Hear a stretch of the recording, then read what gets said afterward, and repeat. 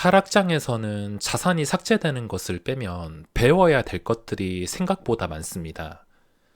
자산은 상승장에서 더 쉽게 키워지겠지만 실력과 탄탄한 내면의 성장은 하락장에서 키울 수 있다고 저는 생각합니다. 돈의 소중함을 알고 참을성을 기르고 전업이라고 마구잡이로 이것저것 매매하는 게 아니라 하루에 한 번, 아니 일주일에 한 번을 매매하더라도 날카로운 매매가 무엇인지를 알 수 있게 만들어주는 것이 하락장입니다.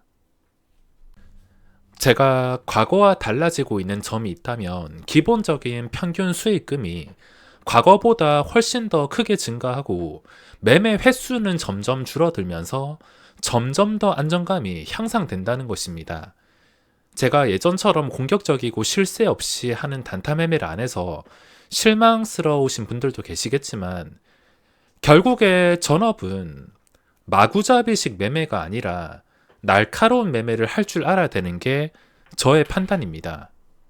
제가 예전에는 거래세가 많이 나왔던 게 어떤 종목을 봤을 때 수수료 세금 제외하고 단돈 10,000원이라도 내가 확실하게 뗄 자신이 있다 싶으면 일단 접근하고 보는 성격이었는데 그런 매매를 전부 버렸습니다.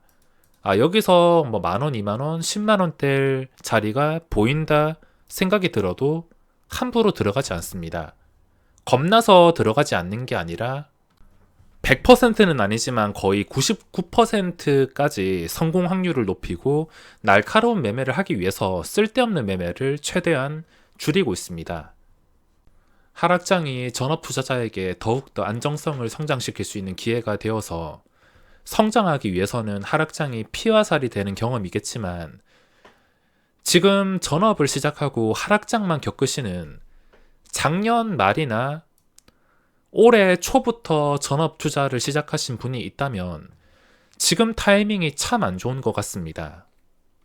인생은 타이밍이라는 말이 있는데 아무리 전업 투자가 당장에 돈이 안 벌려도 무조건 지키는 싸움 위주로 가야 된다 하지만 또 돈이 벌릴 때는 시원하게 벌어주는 타이밍도 주기적으로 나와줘야 되는데 지금 증시는 참 알 수 없을 정도로 저도 처음 겪는 상황입니다.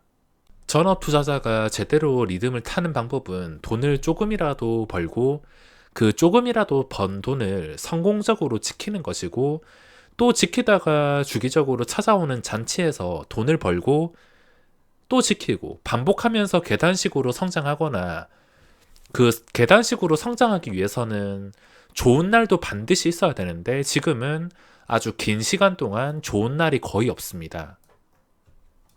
거품이 너무 빠르게 낀 것도 있겠지만 1년 가까이 되는 긴 시간 동안 이 상황이 유지가 되고 또 앞으로 언제 상승장이 나올지 아무도 알 수 없습니다.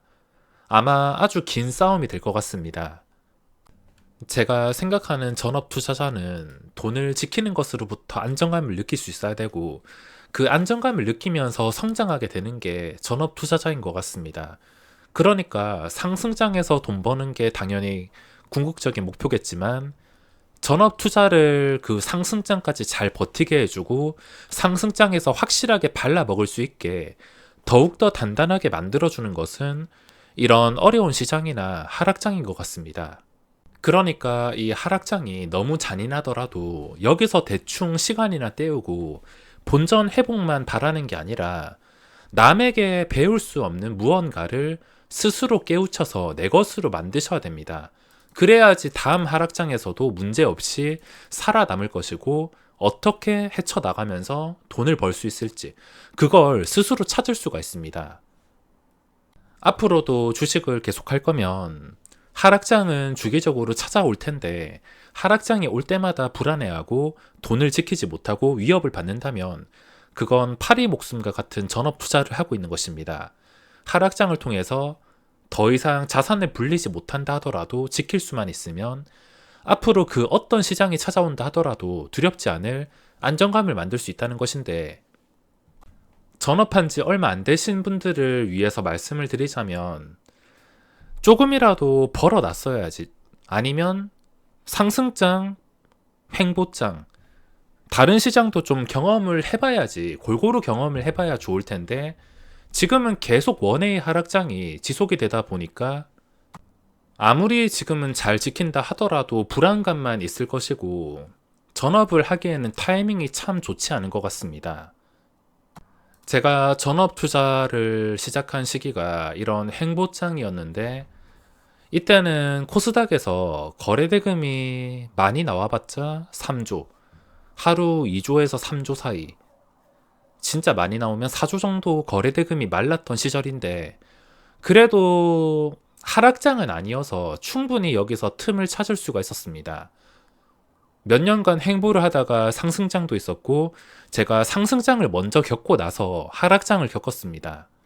근데 만약에 제가 전업을 시작한 시기가 횡보나 상승을 먼저 겪지 않고 시작하자마자 하락을 겪었다면 지금 내가 하고 있는 모든 이 매매 방법이 맞는가에 대해서 의심을 살 것이고 이것저것 다 시도를 해도 하락장에서는 안 통할 수 있으니까 그거에 대한 주식에 대한 불신 때문에 저는 아마 최근에 시작했다면 지금 같은 결과를 만들어내기에는 어려웠을 것 같습니다.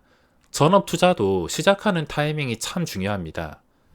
혹시나 직장을 관두고 전업을 시작하시려는 분들이 있다면 예비 전업 투자자가 계시다면 차라리 또 유동성 장세에 진입을 하면 그때 생각을 해보시기 바랍니다. 누가 보더라도 시장이 좋다, 돈 복사가 된다, 그런 말이 나올 정도의 시장이 될 때 다시 한번 생각해 보시기 바랍니다. 그걸 알기 위해서는 거래대금이 모든 것을 말해줍니다. 최근부터 강조를 드리는 게 지금 기술적 반등이 나와도 거래대금은 늘고 있지 않습니다. 거래대금이 늘어나지 않는다는 것은 기술적 반등 또한 인위적인 힘이 작용해서 그 인위적인 힘이란 금융투자, 외국인 단타, 코스닥에서는 외국인 단타, 코스피에서는 삼성전자 같은 것을 동원한 금융투자 단타. 지금 시점에서 줄어든 거래대금이 다시 늘어나지 않는 이상은 전부 인위적인 수급이 관여를 한다는 것이며 당연히 인위적인 수급이 인위적으로 주가를 올렸으면 제자리로 돌아오거나 잘못될 가능성이 클 수밖에 없습니다. 여기서 특이점을 발견하기 위해서는 평균 거래대금이 지금 코스닥 기준으로 4조에서 5조 정도 나오고 있는데 이 4조에서 5조 정도 나오는 게 최근에는 5조 원이 최소였는데 어제는 4조 6천억 원. 이 최소 거래대금이 한 6조 원 중반대 이상, 7조 원까지 올라가서 더 이상 줄지 않는 상황이 나올 때까지는 언제라도 리스크가 크다고 생각을 하시면 되겠습니다. 신용잔고로 확인하는 방법도 있지만 거래대금으로도 쉽게 추측을 할 수가 있습니다. 자, 오늘 수급 상태를 보시면 쓸데없는 수급이 나갈 거라는 것은 제가 들어오는 시점부터 말씀을 드렸기 때문에 뻔한 결과였습니다. 그냥 언제 나가고 이 나간 수급이 누가 소화를 해주냐가 문제였는데 쓸데없는 수급이 나가는 것을 개인이 소화했습니다.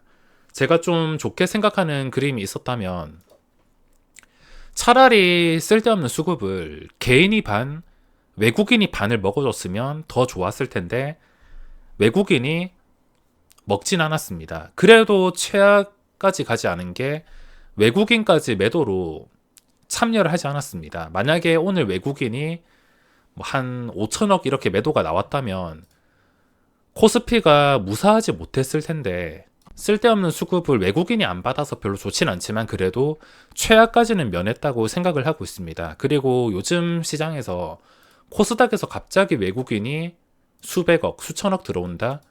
그냥 JP모간 단타라 생각하시면 되겠습니다. 흔히 볼 수 있는 프로그램 단타.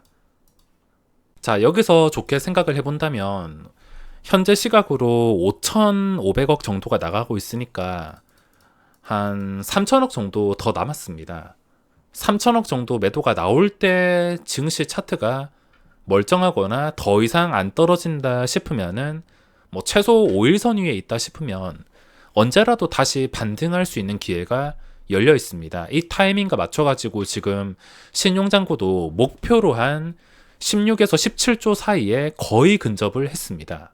그러니까 지금은 금융투자 매도와 함께 증시가 또 한 번 더 계단을 낮추게 된다면 오히려 신용잔고를 통한 매수 기회가 될 수도 있습니다.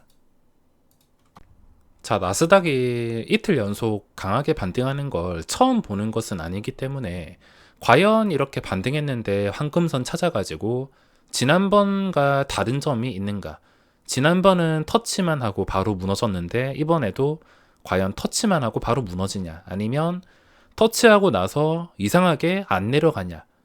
특이점을 찾아야 될 것입니다. 지금 당장은 확인을 할 수가 없습니다.